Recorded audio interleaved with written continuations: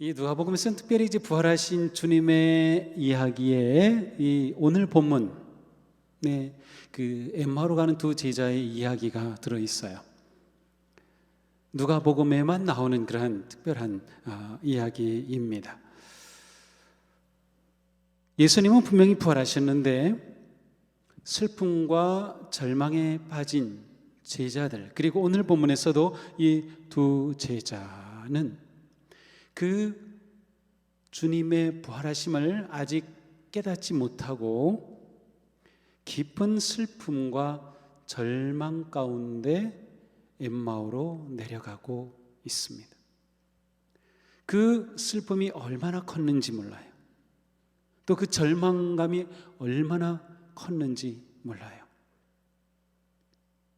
그 절망감을 안고 바로 그날, 오늘 본문은 그날로 시작하는데, 그날 무슨 날? 주님 부활하신 그날인데 바로 그날 이들은 예루살렘을 뒤로 한 채 엠마오로 가는 길을 걷고 있습니다.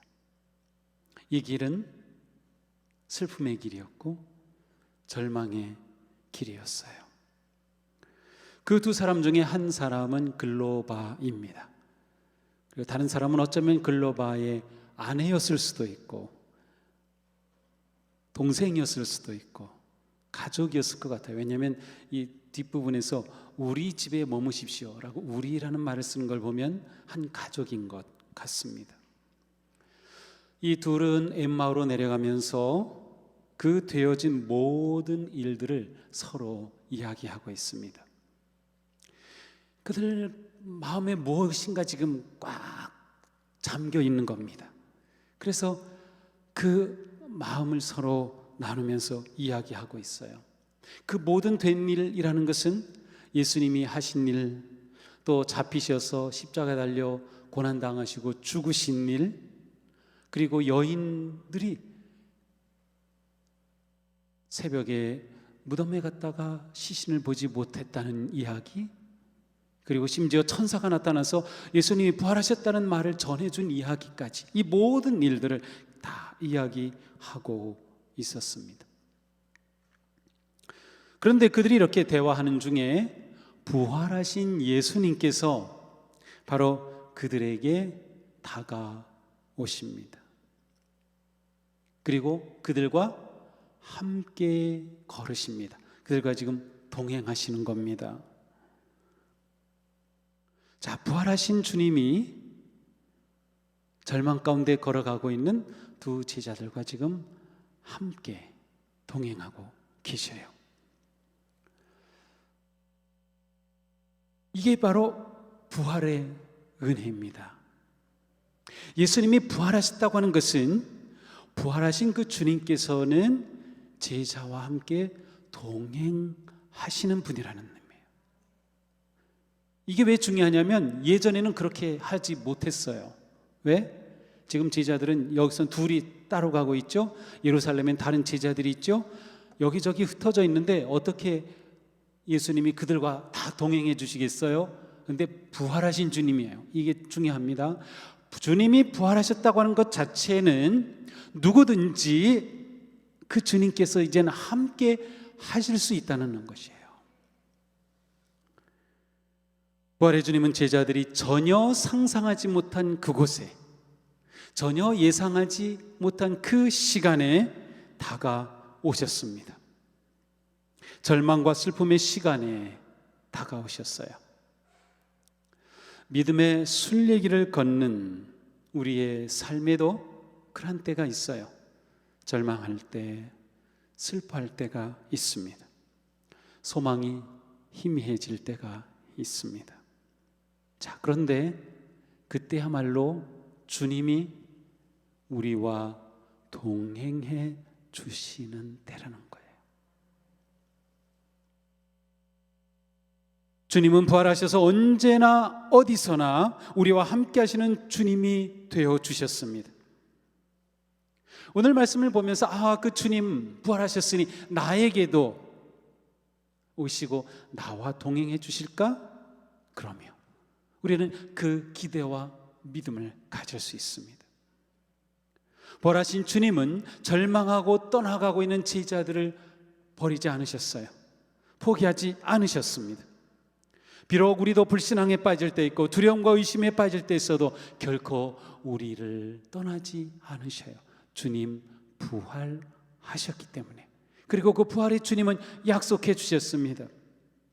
지금 우리 3주차 같은 말씀이에요. 볼지어다 내가 세상 끝날까지 너희와 항상 함께 있을 것이다. 주님께서 약속해 주셨어요. 부활의 주님이 주신 약속입니다.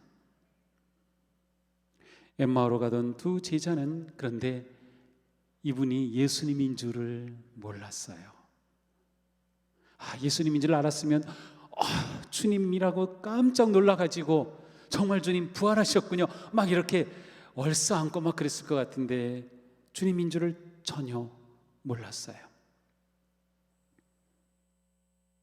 자, 우리가 믿음의 길을 걸어갈 때 주님이 나와 동행해 주시는 것은 내가 그것을 느끼거나 아니면 내가 주님이 나와 동행하시네 하고 내가 가지는 마음과는 무관하게 오직 주님의 은혜와 사랑으로 우리와 동행해 주신다는 겁니다. 그러니까 내가 느끼지 못해도 주님은 나와 함께 하지 않으시오 라고 하는 그 시간에도 주님은 나와 함께 해주시는, 그것이 주님의 은혜고 사랑입니다. 우리의 믿음의 순례길을 걸을 때 우리에게 이 믿음이 필요합니다. 그래, 내가 비록 느끼지 못하고 내가 지금 이 상황에서는 주님이 나와 함께 하신다고 정말 믿을 수가 없어 라는 그 순간에도 주님이 정말 나와 함께 하신다고 하는 그 믿음. 삶의 무게에 짓눌리고 고난과 역경으로 인해 두려움에 사로잡힐 때에, 심지어 주님이 나를 잊으셨다고 느낄 때에, 주님이 내 눈에 보이지 않을 때에 과연 주님이 내 울부짖음을 들으시는가, 내 슬픔을 아시는가 하는 그러한 회의가 들 때조차도 주님은 나와 함께 하신다.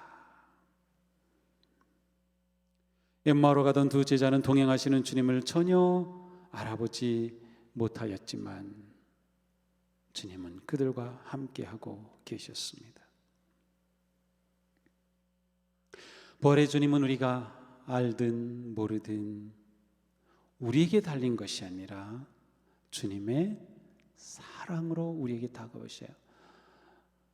우리가 보통 예수님을 믿고 구원받았습니다 라고 할 때에 우리는 구원받은 자로 세례를 받습니다. 자, 그런데 세례를 받으면 그 세례는 내가 구원받음을 고백하고 믿음의 공동체가 그 고백을 근거로 우리의 가족으로 받아들입니다. 그리스도의 몸의 지체로 받아들여요. 그런데 그 세례식에서 또 중요한 게 있어요. 바로 성령의 기름 부으심과 안수입니다. 그것은 그를 구별했다는 뜻이기도 하면서 성령님이 이제 그와 함께 하신다는 뜻이에요.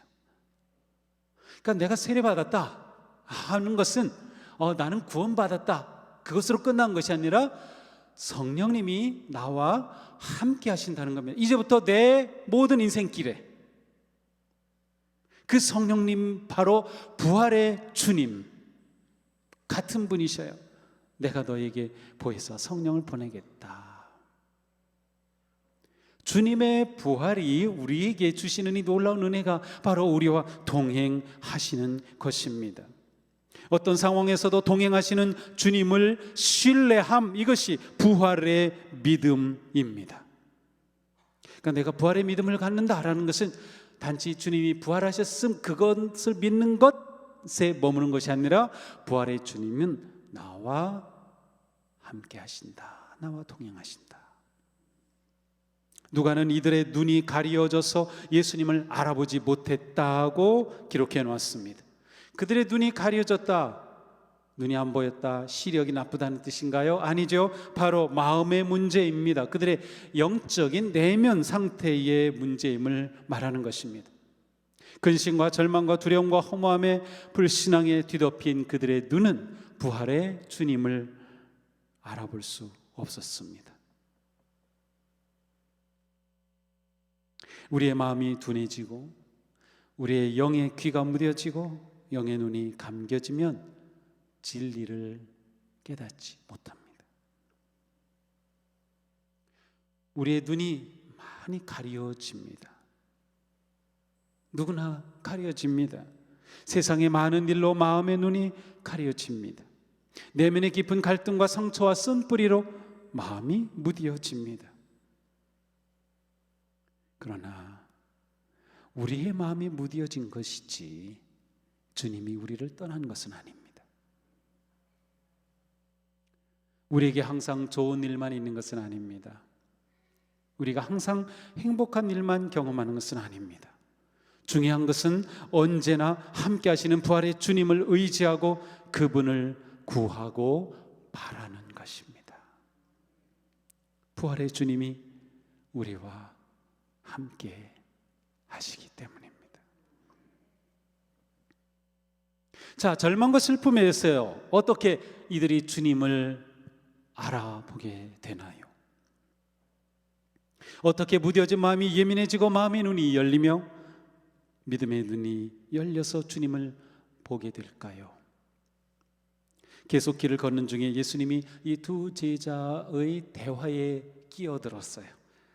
그리고 말씀하시죠. 너희가 길 가면서 서로 주고받고 하는 이야기가 무엇이냐?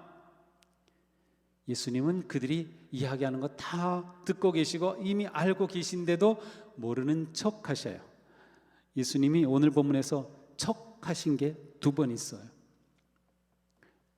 오늘 바로 오품, 다음 주에도 척하는 모습이 나와요. 예수님 재밌으신 분이죠. 예수님이 그들에게 무슨 이야기를 하냐고 그렇게 묻습니다. 아시면서도 모르시는 척 그들에게 다가오시죠. 왜? 그들의 이야기 안으로 예수님이 들어오고 싶으셨어요. 예수님이 그들의 마음에 들어오고 싶으셨어요. 그래서 슬쩍 끼어 들어오신 것이죠. 그러자 그들은 슬프고 침통한 표정을 지으면서 잠시 멈추더니 글로바가 말합니다. 예루살렘에 머물러 있었으면서 이 며칠 동안에 거기에서 일어난 일을 당신 혼자만 모른단 말입니까? 이 일은 누구나 다 아는 일이에요. 예수님이 십자가 달려 돌아가신 일, 온 예루살렘 사람들이 다 본 일이에요. 그런데 어떻게 당신이 모를 수 있단 말입니까? 라고 물어요. 그러자 예수님이 그게 무슨 일이냐? 그러자 두 제자가 말하죠. 나사렛 예수에 대한 일입니다. 정작 나사렛 예수님, 부활하신 그분, 고난을 당하신 그분이 바로 옆에 계신데 바로 나사렛 예수에 관한 일입니다 라고 말하더니 예수님에게 그들이 쭉 이야기합니다.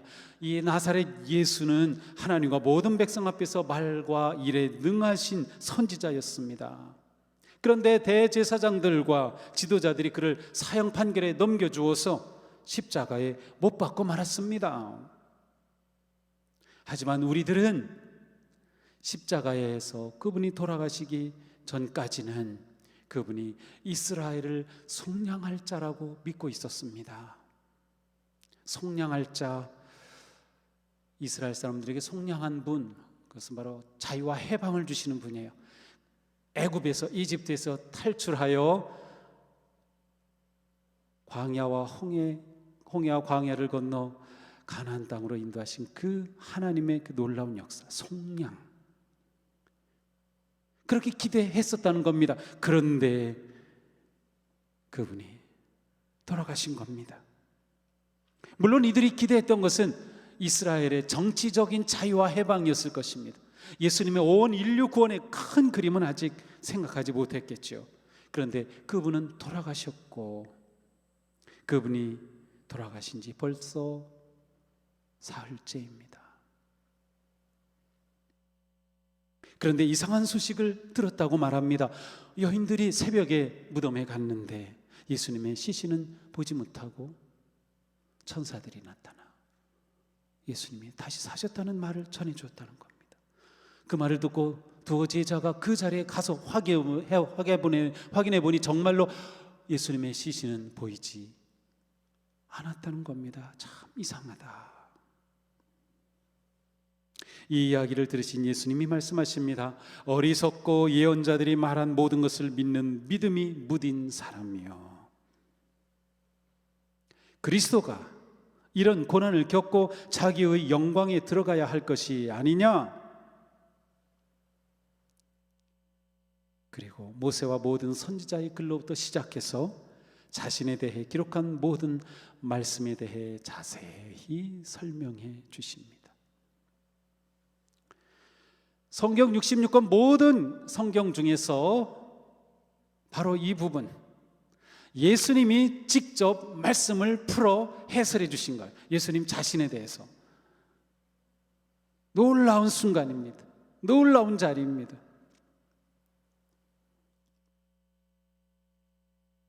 그들은 눈이 가려졌고 마음이 무딘 상태에 있었기에 예수님께서 친히 그들에게 말씀을 설명해 주시는 겁니다. 구약에 관한 말씀, 모세의 예언자들의 말씀을 자세히 설명해 주셔요. 왜냐하면 예수님 그분이 곧 이 성경이 가리키는 분, 말하는 그분이기 때문이죠. 이들은 주님과 함께 이렇게 주님이 성경을 풀어주시는 이야기를 들으면서 엠마오 길을 걸었습니다. 자, 부활의 주님은 부활하셔서 우리와 함께 하실 뿐만 아니라 우리에게 말씀하시는 주님이에요. 매우 중요합니다. 부활의 주님은 말씀하십니다. 가르쳐 주시고 깨우쳐 주십니다. 예수님의 말씀이 우리의 가려진 눈을 뜨게 해 줍니다. 말씀을 풀어주실 때에 우리는 그 진리를 깨닫게 됩니다. 말씀은 단지 인간의 지적 활동으로 이해할 수 있는 것 이상입니다. 어느 정도는 우리의 지적인 활동이 필요하지만 성경은 저자이신 주님이 풀어주시고 깨우쳐 주실 때 그 진리의 참 뜻이 드러납니다. 신약에서는 예수님이 부활 승천하신 후에 이렇게 진리를 깨우쳐 주시는 분이 성령님이라고 말씀하죠. 바로 그 성령님이 주님 같은 분이십니다. 부활하신 주님이 승천하시면서 보혜사 성령님을 보내주신 것은 바로 예수님과 같은 분이신 성령님께서 우리의 눈을 열어주시고 우리가 말씀을 깨닫고 진리를 찾게 하기 위함이었습니다. 주님께서 말씀을 풀어주실 때 두 제자의 가슴이 뛰었습니다. 마음이 열리기 시작했습니다. 두 제자는 자신들의 신비한 감동과 체험을 이렇게 고백합니다. 우리의 고백으로 같이 읽어볼까요? 길에서 그분이 우리에게 말씀하시고 성경을 풀이하여 주실 때에 우리 속에서 마음이 뜨거워지지 않았던가. 그들은 부활의 주님께서 말씀을 들려주시고 성경을 풀어주실 때에 마음이 속에서부터 뜨거워졌습니다. 여기서 뜨거워졌다, 이것은 그들의 마음이 계속해서 활활 타올랐다는 것입니다. 냄비처럼 훅 뜨거워졌다 씩 식은 게 아니고 계속 말씀을 주시면서 계속 뜨거워졌다. 부활의 주님께서 말씀을 들려주실 때 그들의 마음에는 타오르는 불꽃이 일어났습니다. 그렇습니다. 말씀을 통해서 부활의 주님이 함께 하심을 우리는 깨닫습니다. 알게 됩니다. 열려지게 됩니다. 부활의 주님을 우리가 어떻게 깨닫습니까? 말씀을 통해서입니다. 말씀.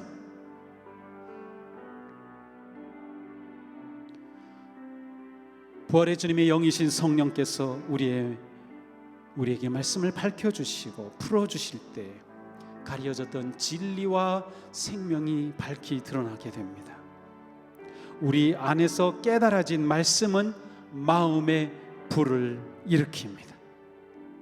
말씀은 생명이고 말씀은 능력이고 말씀은 참 소망이기 때문이죠. 말씀이 우리 안에서 불을 당기면 우리에게는 예전에 보지 못했던 희망이 솟구칩니다. 우리는 이전에 몰랐던 생명의 삶을 살게 됩니다. 우리 안에 이전에 몰랐던 능력이 나타나게 됩니다. 지금 우리가 잃어버린 것이 이것이 아닙니까? 이 두 제자가 나중에 서로 고백했던 것처럼 말씀을 풀어주실 때 우리 마음이 뜨겁지 아니하더냐? 우리 마음이 뜨거워졌던 때가 언제인가요? 우리는 매주일 말씀을 들으면서 마음이 뜨거워지고 있나요? 마음이 뜨거워지는 우리의 삶인가요?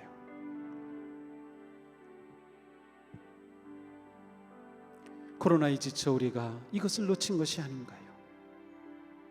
말씀을 배우려고 하고 연구하고 묵상하고 깨닫고 머리와 가슴으로 이해하고 감동하며 말씀대로 살려고 하는 그 수고와 애씀을 놓친 것이 아닌가요? 모든 말씀은 오직 예수 그리스도를 향하고 있으며 예수 그리스도가 말씀을 성취하셨으며 예수 그리스도를 통하여 말씀이 완성되는데 우리가 그 말씀이 아니고서 어떻게 부활의 주님을 만날 수 있을까요?